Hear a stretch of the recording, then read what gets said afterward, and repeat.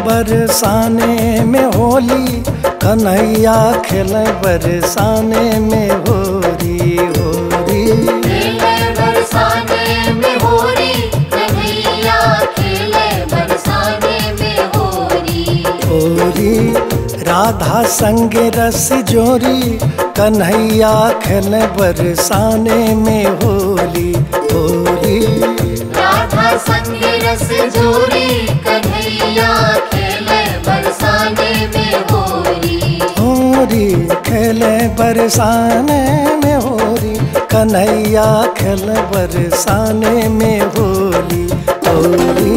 खेले बरसाने में होरी, कन्हैया खेले बरसाने में होली होरी। खेले बरसाने में होली, कन्हैया खेले बरसाने में होली होली। खेले बरसाने में होरी, कन्हैया खेले बरसाने में होली।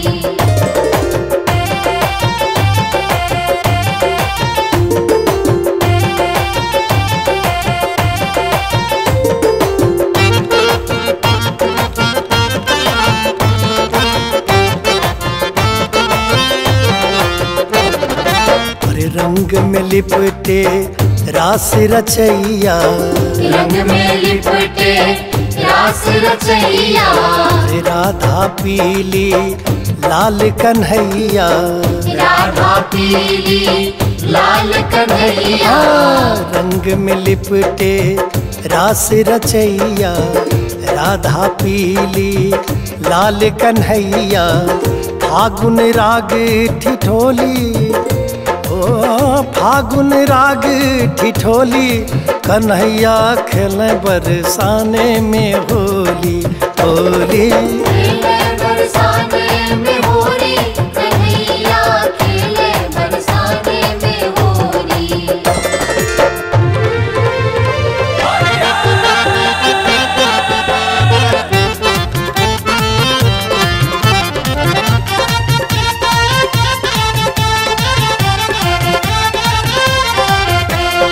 कान्हा हाथ भरी पिचकारी, कान्हा हाथ भरी पिचकारी।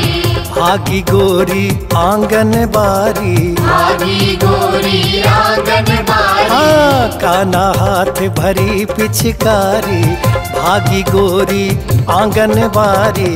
छोड़े रंगों की गोली, ओ छोड़े रंगों की गोली, कन्हैया खेल बरसाने में होली होली। खेल बरसाने में होली, कन्हैया खेल बरसाने में होली होली। खेले बरसाने में होली, कन्हैया खेले बरसाने में होली।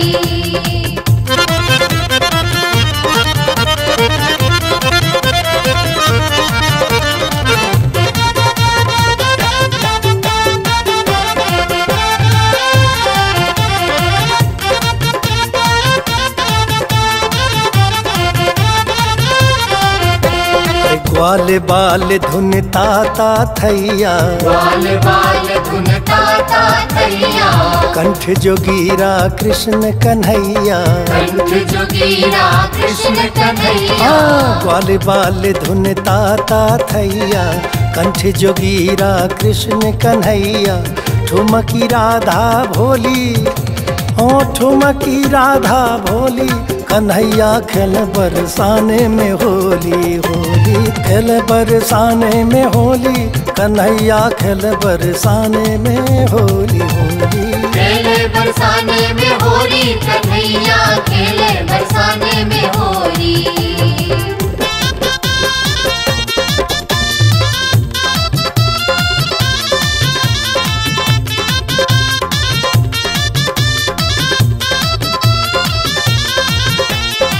हे शिव राधा मन ही मन में, हे शिव राधा मन ही मन में। कृष्ण बसे हैं हृदय नयन में, कृष्ण बसे हैं हृदय नयन में। हे शिव राधा मन ही मन में, कृष्ण बसे हैं हृदय नयन में। प्रेम विजय रस घोली, ओ प्रेम विजय रस घोली, कन्हैया खेल बरसाने में होली होली। खेल बरसाने में होली, कन्हैया खेल बरसाने में होली। होली खेले बरसाने में होली, कन्हैया खेले बरसाने में होली। होली खेले बरसाने में होली, कन्हैया खेले बरसाने में होली। खेले बरसाने में होली, कन्हैया खेले बरसाने में होली। खेले बरसाने में होली, कन्हैया खेले बरसाने में होली। खेले बरसाने में होली, कन्हैया खेले बरसाने में होली। खेले बरसाने में होली, कन्हैया खेले बरसाने में होली। सब्सक्राइब करू विजय एंटरटेनमेंट चैनल के आ घंटी के निशान के जरूर दबाओ हमरा सबक वीडियो सबसे पहले देखबाक।